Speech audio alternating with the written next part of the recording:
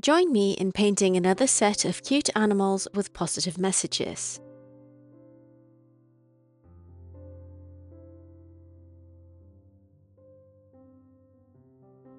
This is the second set of my Positivity Animal series.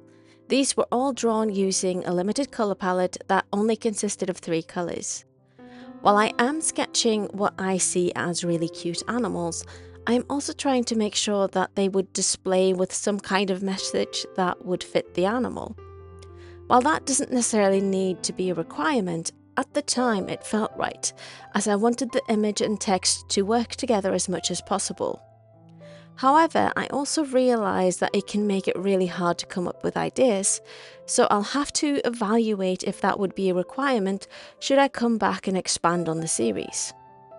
Regardless, I hope that this little series, be it just these 3 images or the full set of 15 images, somehow can bring a bit of hope and joy to everyone.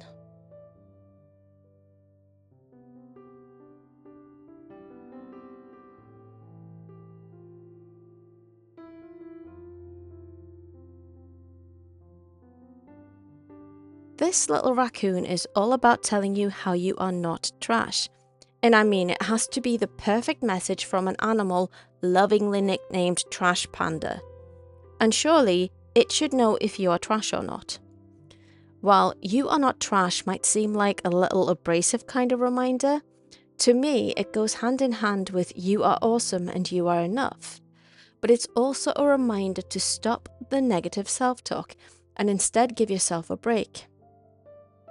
Negative self-talk is something that holds us back from taking a chance and keeps us procrastinating. So I see it as a reminder that what we do and what we create isn't trash either.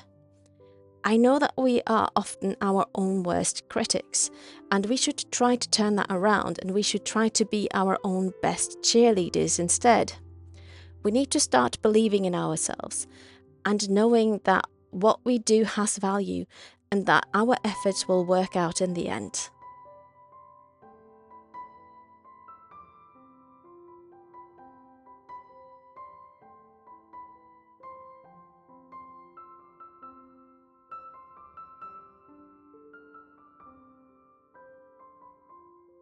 Check you out for still being here watching this video and listening to me talk.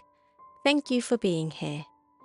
Do you have any messages of hope or positivity that keeps you going? Let me know in the comments.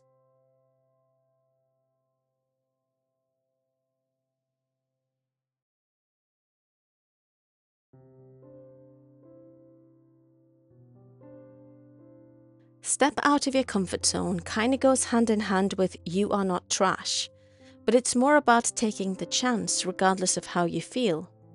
We might have felt like our work isn't good enough and it's not the right time just yet. But you can do it scared, even if it's tricky and terrifying, but sometimes you just got to do it anyway. Our brains are often wired to be risk averse as a way to protect ourselves and keep us safe, which might mean that a lot of us might not share our work or might not take a chance to reach out to someone we should, and so on. Fear is tricky to overcome, and it's scary and uncomfortable, but it's not impossible. But it's absolutely necessary to step away from that fear and the procrastination, as they are keeping you from getting some of the things you truly want. The what ifs are tricky to shake, but what if it all works out?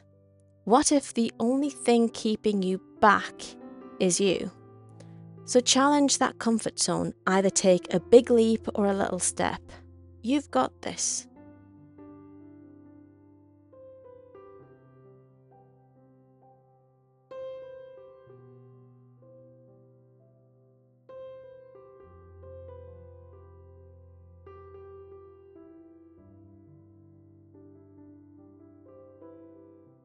And finally, we have "hang in there," which kind of also ties in with the other two, but it's more about tenacity and ensuring that you'll stay the course.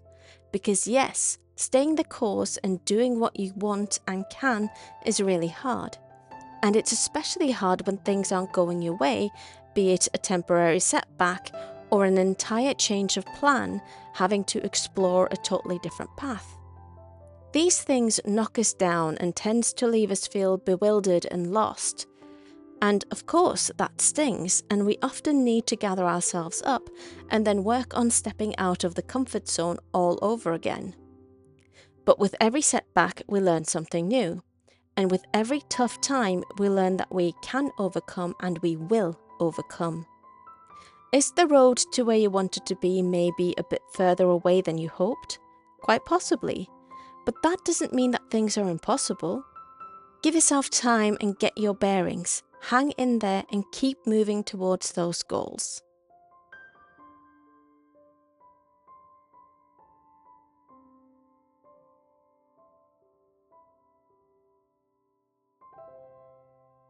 Thank you for watching.